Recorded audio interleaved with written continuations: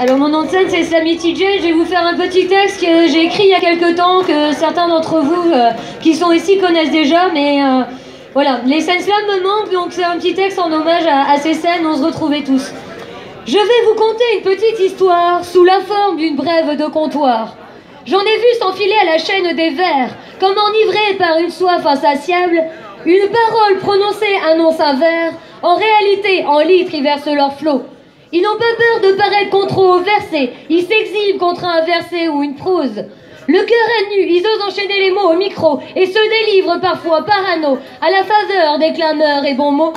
Ils se saoulent des paroles de lueur afin de débaucher un peu mieux la leur. C'est à l'eau de vie qu'ils se vivifient, c'est par elle qu'ils deviennent versatiles.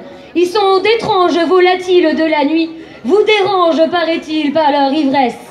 À la main, ils ont un stylo et une feuille, remplaçant les lampées de Cronenbourg dans lesquelles ils noyaient leurs écueils.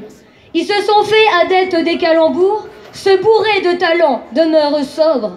En plein mois d'octobre ou en avril, beaucoup ne se découvrent pas d'un fil. Cependant, chemin dans le concept, au pied de la lettre qui vous intercepte, quand de silence ils se sont trop abreuvés. Leur véritable identité se révèle alors.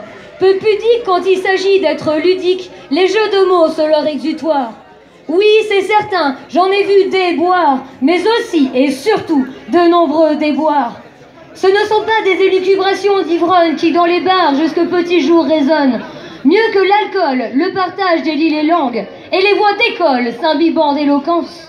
Il subsiste de la violence dans les propos, après tout l'auteur aussi a ses défauts. Il distille dans la salle tout ce qui lui reste, reprend sa veste en voyant la fin arriver, absorbe les quelques vers restants à écouter, puis s'en retourne chez lui empli d'écho, la face marquée d'un sourire mélancolique.